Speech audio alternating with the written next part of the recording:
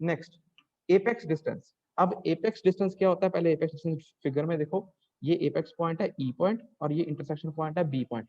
अब ये intersection point से लेके जो हमारा एपेक्स कर्व का जो एपेक्स है उसके बीच में जो डिस्टेंस होता है उसको हम बोलते हैं apex distance, that is be.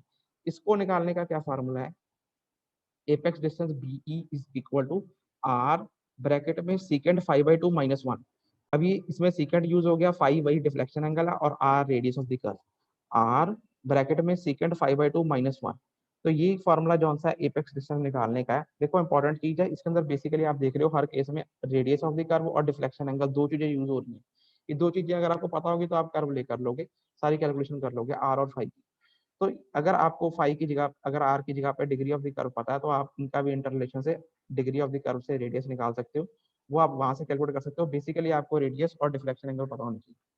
Next आपका ये है आर सीकेंड 5/2 -1, ये इसको बोलते हैं एपेक्स डिस्टेंस, जो कि कौन सा डिस्टेंस है, ये बी से लेके इस फिगर में बी से लेके ई तक का डिस्टेंस, ये क्या है, ये एपेक्स डिस्टेंस है।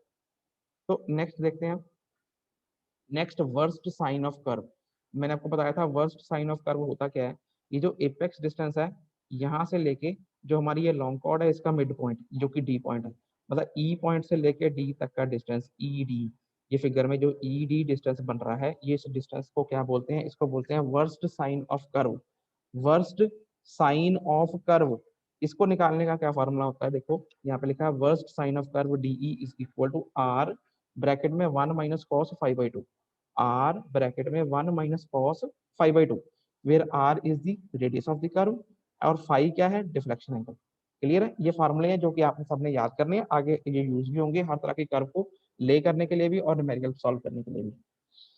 अब देखो, अगर हमने ये जो T1 है, T1 जो सा है हमारा फर्स्ट टेंजेंट पॉइंट है, अगर हमने इस फर्स्ट टेंजेंट पॉइंट की चेनेज निकालनी है, चेनेज निकालनी है तो कैसे निकालेंगे, हमारे पास अगर इंटरसेक्शन पॉइंट की चेनेज है जो कि बी पॉइंट है, इंटरसेक्शन पॉइंट की चेनेज में से अगर मैं ये tangent length B T1 minus कर दूं तो मेरे पास T1 पॉइंट की चेनेज आ जाएगी।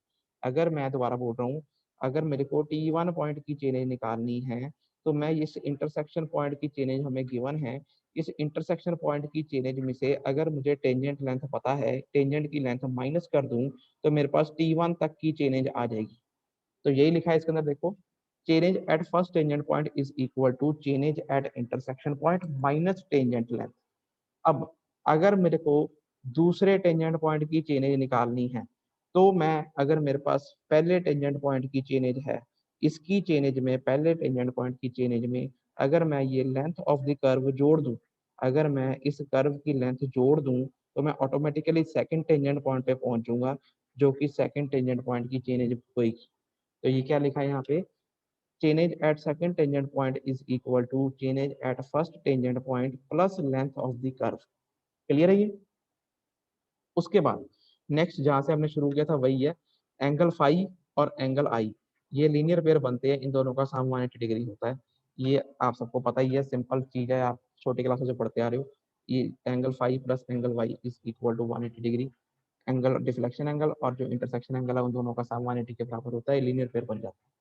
तो ये क्या थी, डिफरेंट टेक्निकल टर्म्स थी, डिफरेंट नोटेशंस थी, डिफरेंट पार्ट्स थे, डिफरेंट एलिमेंट्स थे, जो मर्जी कह लो पेपर में, जैसा अगर जो मर्जी लिख के आ जाए, आपने सारे parts with neat and clean diagram explain कर देने हैं और साथ के साथ जो सा है इसके फार्मूले भी लिख देने हैं, अगर बड़े क्वेश्चन नंबरों में, ये 10 नंबर में ये क्वेश्चन आप क्लियर है।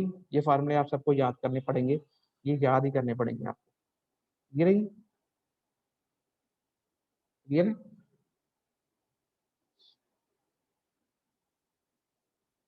अब नेक्स्ट जो इम्पोर्टेंट टॉपिक है वो क्या है, designation of simple circular curve. देखो हमने, जब हमने ये एलिमेंट्स पढ़े थे, एलिमेंट्स के अंदर हमने रेडियस ऑफ द कर्व और degree of the curve, radius of the curve और डिग्री ऑफ द कर्व के बीच में एक रिलेशन पढ़ा था। तो उसके अंदर मैंने वर्ड यूज किया था डिग्री ऑफ द कर्व, जो कि कैपिटल डी से हम शो डिनोट करते हैं, लिखते हैं। अब ये जो डिग्री ऑफ द कर्व है इसको थोड़ा सा हम डिटेल में पढ़ेंगे। देखो टॉपिक है designation of simple circular curve, मतलब सिंपल सर्कुलर कर्व को डेजिग्नेट कैसे करना है। ये सबको फिगर दिख रही है, ये फिगर है 4.7 जो स्क्रीन पे आपकी बुक में बनी हुई है, आपकी बुक के पेजेस हैं ये, सत्य प्रकाशन वाली बुक के। तो ये क्या है, ये designation of simple circular curve है। तो ये देखो इसके अंदर क्या है, देखो designation of simple circular curve, पहले इसकी डेफिनेशन पढ़ो। सिंपल सर्कुलर कर्व, एक मिनट स्टूडेंट्स, एक मिनट।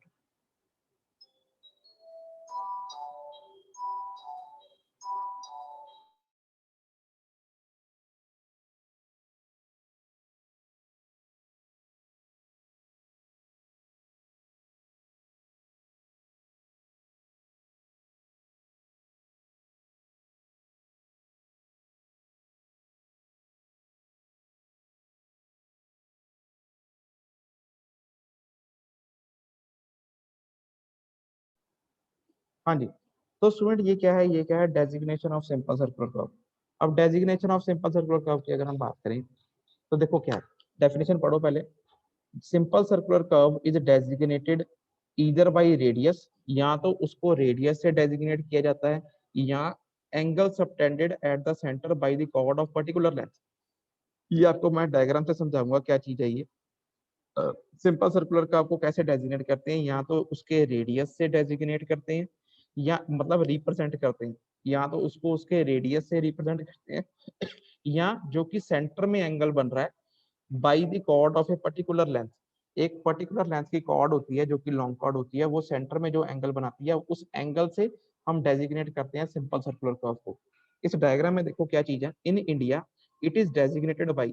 अब इंडिया में जो सिंपल सर्कुलर कर्व है वो कैसे डेजिग्नेट होती है, it is designated by the angle subtended at the centre, जो कि सेंटर में एंगल बन रहा है by the chord. Chord chord कितनी लेंथ की कॉर्ड, 30 मीटर लेंथ की। देखो ध्यान से देखो, ये अगर एक कॉर्ड है, ये आपकी सिंपल सर्कुलर कर्व बनी हुई है ए से लेके बी तक। इसकी जो सी कॉर्ड है वो क्या है, लॉन्ग कॉर्ड, ए से लेके बी तक ये लेंथ है। अब अगर ये 30 मीटर की कॉर्ड है, तो जो 30 मीटर की कॉर्ड जो कि इस ये यहाँ पे ओ सेंटर पे जो एंगल बनाती है, ये जो 30 मीटर की कॉर्ड है ये, जो कि एंगल इस ओ